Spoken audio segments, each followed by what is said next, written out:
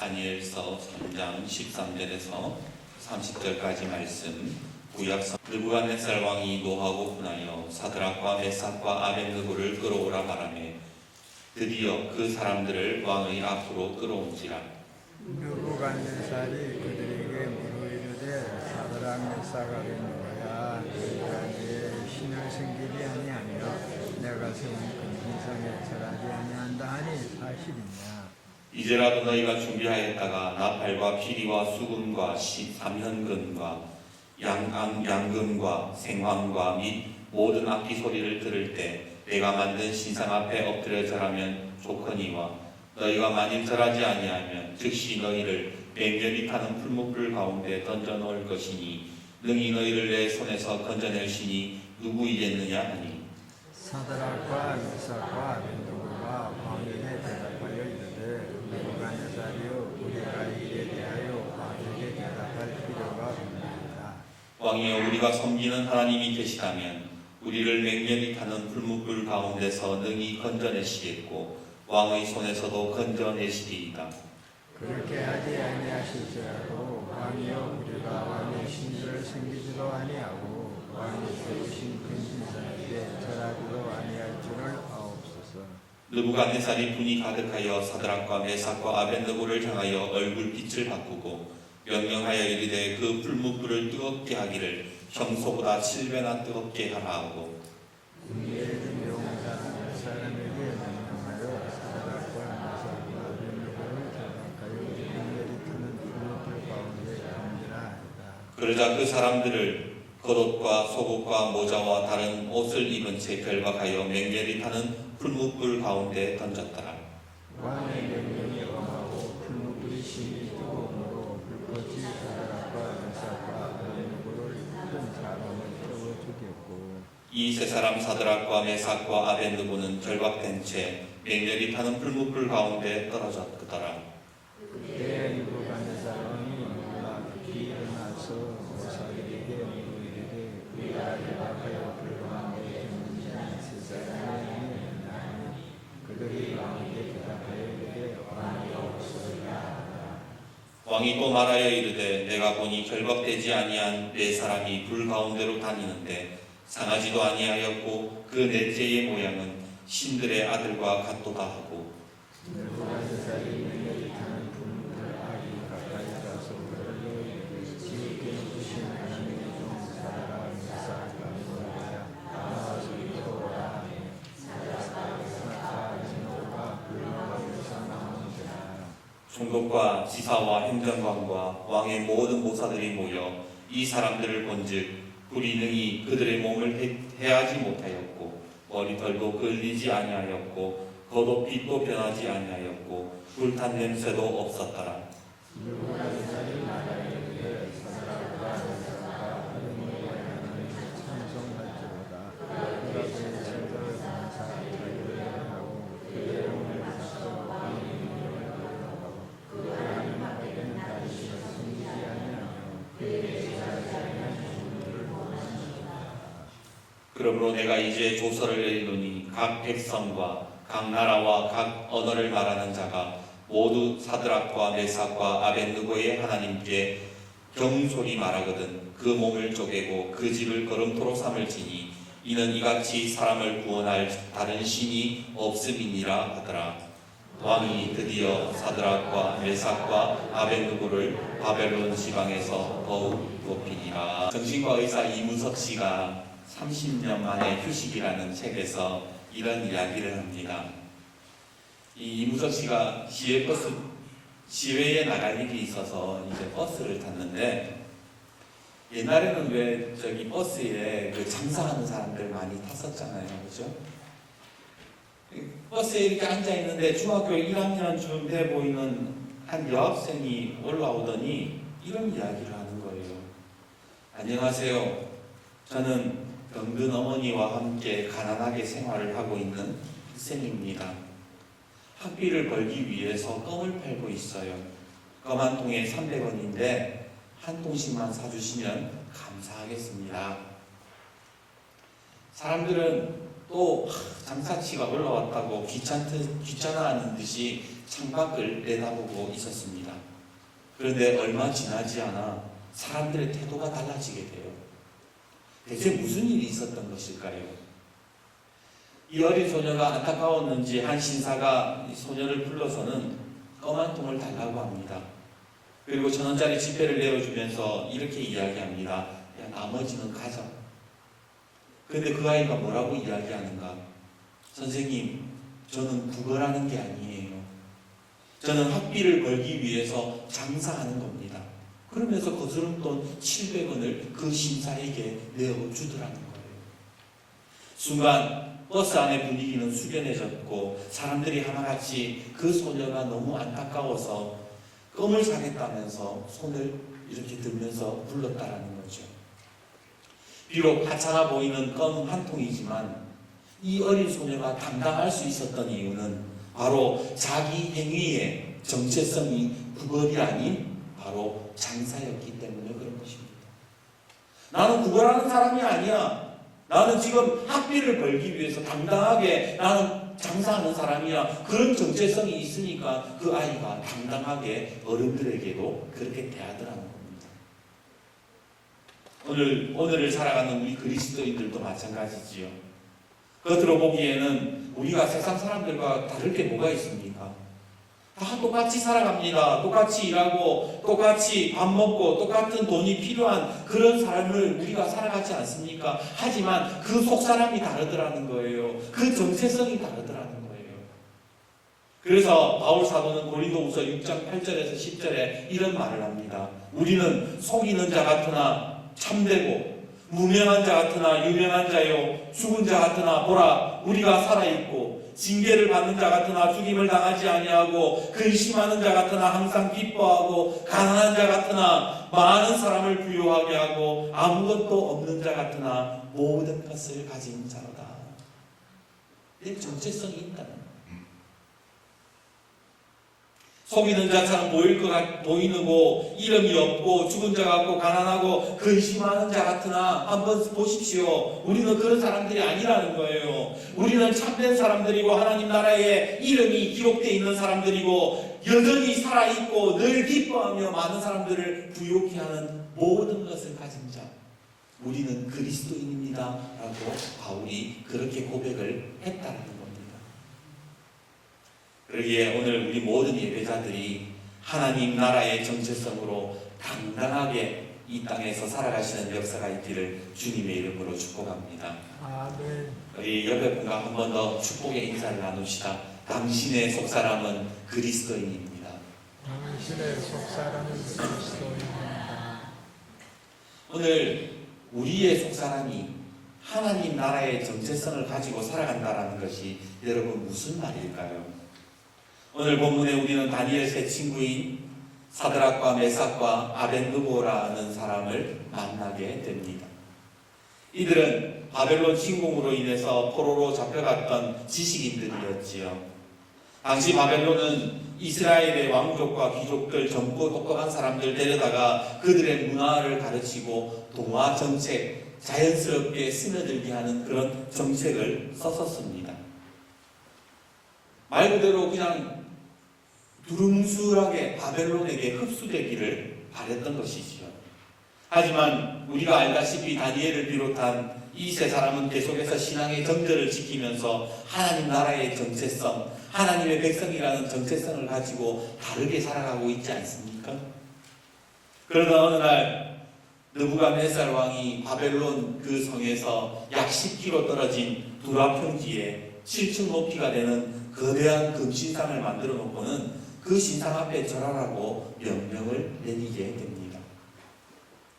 왕명을 어기면 활활 타는 불에 던져버리겠다는 그런 강력한 법을 만들어 놓은 것이지요. 왜 그랬을까요? 이유는 동화정책, 유화정책만으로는 이 이스라엘 사람들이 굴복하지 않는 거예요. 그 정체성이 사라지지 않는 겁니다. 그래서 강력한 법을 만들어서라도 이 사람들을 무릎 꿇게 만들어야 되겠다라는 그런 판단을 하게 된 것이죠. 하지만 그럼에도 세 친구는 우상 앞에 절하지 않았습니다. 그리고 그 광경을 본 사람들이 느부갓네살에게 고자질을 하지요. 왕이시여, 금신상에 절하지 않는 사람들은 다 풀무불에 던진다고 하지 않았습니까? 그런데 그 사드락과 메삭, 아벳느고 그 세 사람은 그 신상 앞에 절하지 아니하더이다. 그렇게 이 세 사람은 붙잡혀 오게 되었고, 그 느부갓네살 앞에서 아주 유명한 말을 남기게 되지요. 우리 16절에서 18절 말씀 다시 한 번 더 읽어보도록 하겠습니다. 16절에서 18절 말씀 같이 한번 목소리를 맞추어서 읽어봅시다. 시작. 사드락과 메삭과 아벳느고가 왕에게 대답하여 이르되, 느부갓네살이여, 우리가 이 일에 대하여 왕에게 대답할 필요가 없나이다. 왕이여, 우리가 섬기는 하나님이 계시다면 우리를 맹렬히 타는 풀무불 가운데서 능히 건져내시겠고 왕의 손에서도 건져내시리이다. 그렇게 하지 아니하실지라도 왕이여, 우리가 왕의 신들을 섬기지도 아니하고 왕이 세우신 금신상에게 절하지도 아니할 줄을 아옵소서. 참 멋지지 않습니까? 나는 하나님의 백성이라는 그 정체성을 가지고 자기의 신앙의 정절을 지키는 모습. 그런데 저는 이 말씀을 묵상하면서, 아니, 우리는 이 말씀을 읽을 때마다 어떤 도전을 받습니까? 딱 한 가지 도전이 있지요. 당신은 그렇게 할 수 있느냐? 저도 이 말씀을 보면서 늘 제 자신에게 질문을 던집니다. 나는 이렇게 살 수 있을까? 풀무불에 던져진다, 목숨이 경각에 달려있다, 죽는다 라고 했을 때 나는 당당하게 그 거대한 바벨론 제국 왕 앞에서 나는 더 이상 할 말 없다, 나는 하나님 외에는 절대로 절하지 않겠다, 나는 신앙의 정절을 지키겠다, 그렇게 당당하게 말할 수 있는 자신이 있냐라는 거예요. 나는 그렇게 할 수 있을까? 이 질문은 우리의 역사 속에도 있습니다. 일제강점기 시절 신사참배 앞에서 우리의 믿음의 선배들이 고민했던 것이었고, 지금을 살아가고 있는 우리에게도 마치 아주 식상하리만치 계속되는 질문들이잖아요. 내가 직장에서 생활할 때에, 내가 어떤 믿지 않는 가정 속에서 내가 살아갈 때에 나는 그렇게 할 수 있느냐라는 질문들이 여전히 내 속에 그대로 계속되고 반복되고 있지 않습니까? 언젠가 명절에, 예전 교회에서 사역할 때에 명절에 한 집사님이 아주 폭ton스럽게 물었습니다. 목사님, 정말 어쩔 수 없는 상황인데 그래도 절하면 안 되겠죠? 거대한 바벨론 제국 앞에서 아무것도 할 수 없는 새 친구처럼 그 집사님 또한 가문의 장손이라는 입장 앞에서 힘들어할 수밖에 없었습니다. 제사를 안 지내겠다고 하니 부모 자식 간에 연도 끊어야 된다 그러고 유산마저 포기해야 될 만큼 부모님들의 성화가 이만저만이 아니었던 겁니다. 이런 집사님에게 어떤 말을 해주는 것이 좋을까요? 집사님, 무슨 소리 하는 겁니까? 당연히 믿음 지켜야죠. 어떤 고난과 핍박이 있다 하더라도 절에서는 안 됩니다. 그렇게 말해주고 싶지는 않았습니다. 왜냐하면 못해서가 아니라 집사님 삶의 무게가 너무 무겁게 느껴졌기 때문입니다. 물론 그 집사님도 그렇게 물었다는 것은 답이 정해져 있다는 것 알고 있을 겁니다. 그럼에도 불구하고 왜 고민하고 고통스러워합니까? 답을 알면서도 왜 힘들어합니까? 그것은 그리스도인의 정체성이 없어서가 아니라 그 정체성을 지켜내야 하는 상황이 너무 힘들기 때문에 그런 거예요. 그런데 그런 정체성을 지켜내려고 몸부림치는 사람 앞에서 아무런 영혼 없는 대답을 해주는, 영혼 없이 대답을 해주는 것이 맞는 것일까요? 오늘 우리는 이 본문의 말씀을 보면서 너무 쉽게 생각할 때가 많습니다. 그저 하나의 동화 같은 이야기, 누군가의 영감으로 받아들이면서 나와는 상관없는 이야기로 그렇게 받아들이잖아요. 목회자들이 그냥 그렇게 설교하잖아요. 마치 위인들이 그렇게 했던 것처럼 아주 멋지게 이야기를 하지만 사실은 이 사람들의 인생은 그렇게 호락호락한 인생들이 아니었다라는 거예요.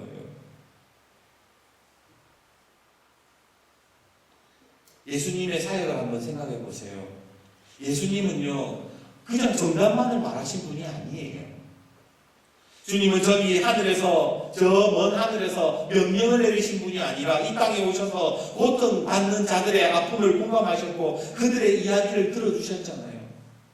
예수님이 삭개오를 보고 뭐라 그러세요? 야, 너 똑바로 살아야 돼. 너 세리 그만둬야 돼. 그렇게 하셨습니까? 아니에요. 예수님은 삭개오를 찾아가셔서 이렇게 얘기합니다. 오늘 너희의 집에 유하여야겠다. 네 집에서 하룻밤 자겠다 그러시는 거예요. 가늠한 여인에게는 뭐라 그러세요? 나도 너를 정죄하지 않겠다. 예수님을 인정하다가 출교당한 맹인들을 다시 찾아가시고 손 마른 사람들에게는 뭐라 그래요? 이 나와가지고 이 회당 가운데에 중간에 똑바로 서서 당당해져라. 예수님이 그렇게 말씀하시잖아요. 예수님은요, 그냥 명령만 하시고 정답만 말하신 게 아니더라는 겁니다. 오늘 우리가 신앙생활하면서 아픔이 있는 가정, 힘들어하는 가정, 정답 말해주는 것이 바른 게 아니에요. 계속해서 그 집사님에게 어떤 위로의 말을 해줄까 고민했습니다. 근데 고민하던 차이에 주님이 제 마음 가운데에 찬송가 461장 4절을 마음속에 떠올려 주시더라고요. 461장 4절이 뭡니까? 이런 일 다 할 수 있나 주가 물어보실 때 용감한 자 바울처럼 선뜻 대답하리라. 우리의 심령 주의 것이니 주님의 형상 만드소서. 주 인도 따라 살아갈 동안 사랑과 충성 늘 같이 오리다. 집사님, 주님이 이런 일을 할 수 있냐라고 물어보실 때에 집사님도 이렇게 고백하실 수 있기를 바랍니다. 나의 심령 주의 것이니 주님의 형상 만드소서. 주인도 따라 살아갈 동안 사랑과 충성 늘 같이 오리다. 얼마나 힘들었으면 부목사에게 와가지고 그런 고민을 이야기하겠습니까? 그렇게 그 찬송가 부르면서 집사님도 울고 저도 울었습니다. 우리는 세상을 살아가면서 이거 내가 감당할 수 있을까? 내가 정말로 신앙의 정체성을 지키면서 내가 이 일들을 해낼 수 있을까라는 의문들을 우리 속에 가지고 있습니다. 하지만 그때마다 성령님은 말할 수 없는 단식으로 우리에게 알려주십니다. 너희의 심령을 주께 맡겨라. 너희의 심령을 주님께 맡겨드려라. 그렇게 말씀하고 계시더라는 겁니다. 그렇습니다. 이 세 사람이 거대한 바벨론 제국의 느부갓네살 앞에서도 당당할 수 있었던 것은, 당당하게 하나님을 고백할 수 있었던 것은 바로 그들의 심령이 주님의 것이었기 때문입니다.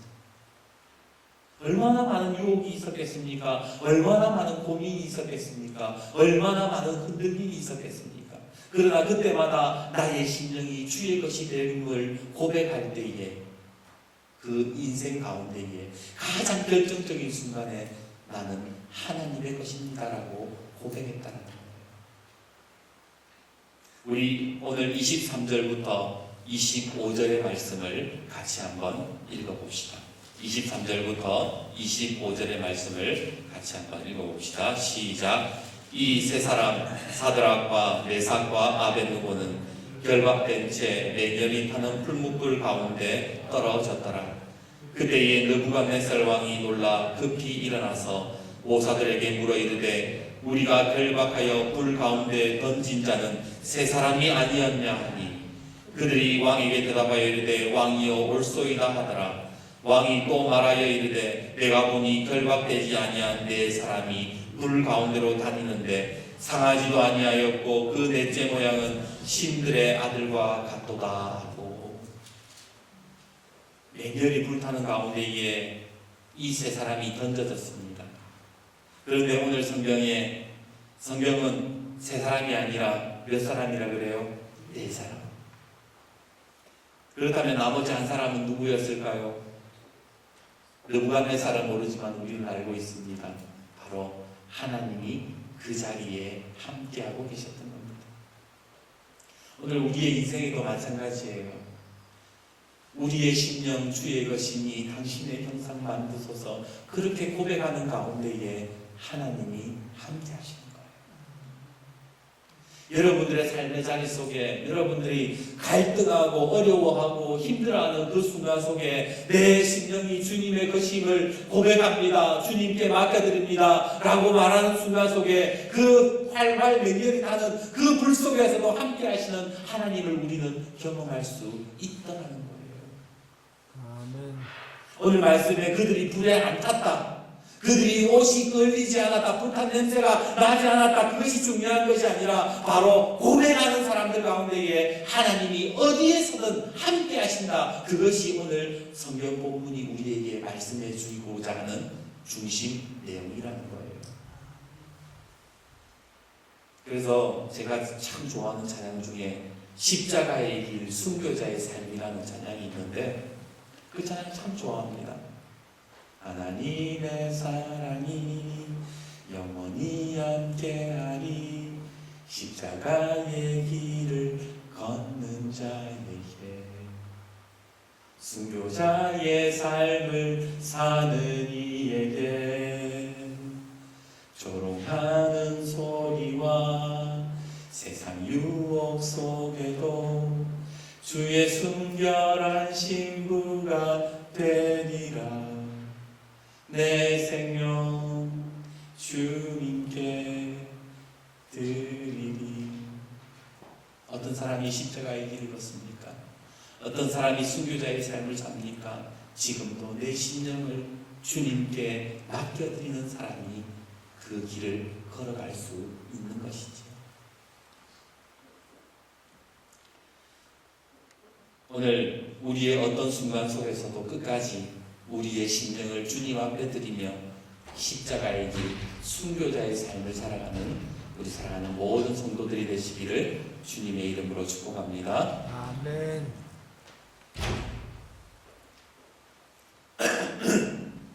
이제 말씀을 맺겠습니다. 오래전 서울여대 외래교수이자 강연가로 잘 알려진 이 김창호 교수의 강연에서 자기가 가장 힘들었던 순간 속에 힘이 되었던 이야기 한 가지를 이야기를 합니다. 라디오에서 우연히 이야기를 듣게 됐는데 어떤 내용이냐면 일본에 장훈 선수라고 있었습니다. 야구 선수인데요. 아시는 분은 아실 거예요. 이 사람은 한국 사람입니다. 야구를 1970년대 전후로 해서 최고로 잘하는 선수였지요. 하도 야구를 잘하다 보니까 일본에서 아이고 이 인간 우리 귀화시켜야겠다. 그래서 그 장훈 선수에게 귀화를 요청을 하게 됩니다.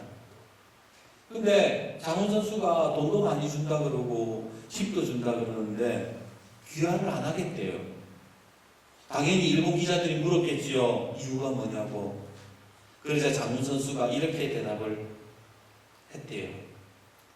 와타시와 한국인 데스. 왜 귀화 안 하냐 그러니까 나는 한국 사람이기 때문에 귀화 안 한다. 와타시와 한국인 데스. 귀화하지 않는 이유는 내 뿌리가 한국에 있는데 뭐하러 귀화하냐 그랬다는 거예요. 그랬더니 일본 사람들이 극렬하게 미워하기 시작합니다. 어느 경기가 있는 날 이 장 선수가 타석에 딱 섰는데 일본 관중들이 관중석에서 한 사람이 소리를 지릅니다. 조센진 꺼져라. 조센진 빠가야.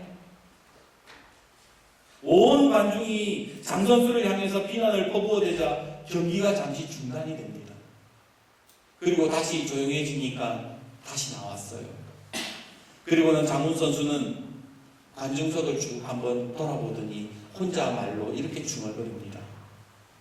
뭐라고 그랬을까요? 같이 욕했을까요? 이혼진 마야 뭐 이랬을까요? 장훈 선수가 이렇게 말했대요. 그래, 나 조센지다. 어쩔 건데. 그리고는 배트를 잡습니다.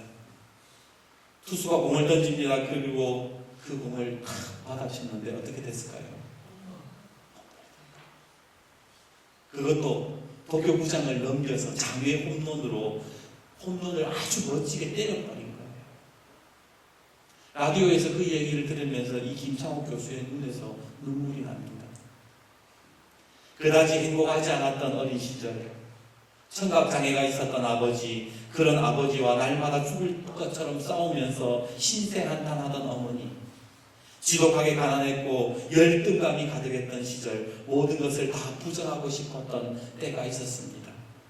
근데 그 이야기를 듣고 마음이 스르르 풀리더래요. 그러면서 그 라디오 이야기를 들으면서 김창호 교수가 혼잣말로 또 이런 이야기를 합니다. 그래, 우리 아버지 청각장애인이다. 그래, 우리 엄마 우리 아빠 별로 사이 안 좋았다. 그래, 나 공부 나왔고 삼수해가지고 대학도 못 갔다. 근데 모든 것을 인정하는 순간 삶이 나에게 던지는 공을 멋지게 한번 파헤치겠다는 생각이 들었대요. 그리고는 그 김창호 교수도 삶이 던지는 공을 멋지게 쳐냅니다. 그리고 지금은 서울여대 기독교학과 외래 교수와 수많은 강연으로 사람들에게 위로를 주고 있지요. 우리 사랑하는 성도님들도 세상이 던지는 공, 삶이 던지는 공을 한번 멋지게 쳐내보시지 않겠습니까? 저는 강연을 들으면서 이런 생각이 들었어요. 사람이 약점을 이겨내면 약점이 되는구나. 국어사전에 보면요, 약점이라는 단어가 두 가지가 있어요. 하나는 우리가 잘 아는 대로 약할 약자에 시들 점자를 써서 부족하고 시들어가는 것, 그걸 약점이라고 하잖아요. 그리고 또 하나는 약국을 약점이라고 그래요. 그래서 약자에 가게 점자를 써서 약을 파는 가게가 된다는 것이죠. 재미있는 사실은 우리 인생에 하나님을 통해서 그 약한 부분을 극복하는 순간 다른 사람들에게 약을 처방해주는 사람들이 된다는 겁니다. 오늘 28절과 29절 말씀 같이 한번 읽어볼까요? 28절, 29절 같이 읽겠습니다. 시작. 느부갓네살이 말하여 이르되 사드락과 메삭과 아벳느고의 하나님을 찬송할지로다. 그가 그의 천사를 보내사 자기를 의뢰하고 그들의 몸을 바쳐 왕의 명령을 거역하고 그 하나님 밖에는 다른 신을 섬기지 아니하며 그에게 절하지 아니한 종들을 구원하셨도다. 그러므로 내가 이제 조서를 내리노니 각 백성과 각 나라와 각 언어를 말하는 자가 모두 사드락과 메삭과 아벳느고의 하나님께 경솔히 말하거든 그 몸을 쪼개고 그 집을 걸음토로 삼을지니 이는 이같이 사람을 구원할 다른 신이 없음이니라 하더라. 성경에 나오는 수많은 믿음의 조상들을 한번 생각해 보십시오. 그들은 다 같이 하나같이 약점이 있는 사람들이었습니다. 오늘 사드락과 메삭 아벳느고도 약점을 가지고 있었습니다. 포로라는 약점이었고 바벨론이라는 거대한 권력 앞에 아무것도 할 수 없는 연약한 한 개인의 약점을 지니고 있었던 사람들이었지요. 그러나 그들의 심령이 주님의 것이 되었을 때에 그들은 오히려 바벨론 왕에게 인생의 처방전을 내려주는 사람들이 되었습니다.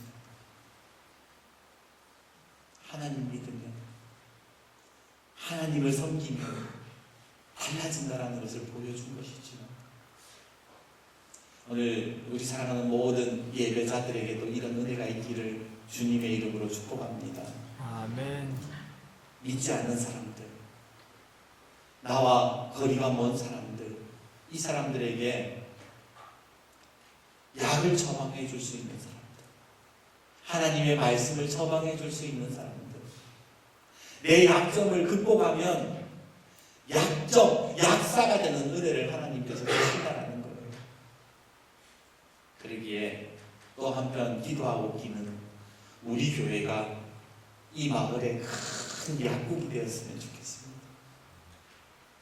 광덕교회는 약국이고요. 우리 광덕교회 모든 성도들은 약사예요. 그래서 우리가 우리의 약점을 극복해내면서 하나님 앞에 더 가까이 가고 하나님 앞에 매달릴 때에 우리는 치유자가 되어서 이 광덕 마을을 하나님의 말씀으로 치유하게 될 줄 믿습니다. 아멘. 그러기에 여러분 흔들리지 마세요. 나에게 약점이 있다 하더라도 힘들어하지 마세요. 하나님을 신뢰하고 기도하고 성령 충만하면서 내 심령 오늘도 하나님께 맡기고 우리의 심령 주의 것이니 고백하면서 십자가를 지면서 삶이 던져주는 공을 멋지게 쳐서 홈런 때리는 역사가 있기를 주님의 이름으로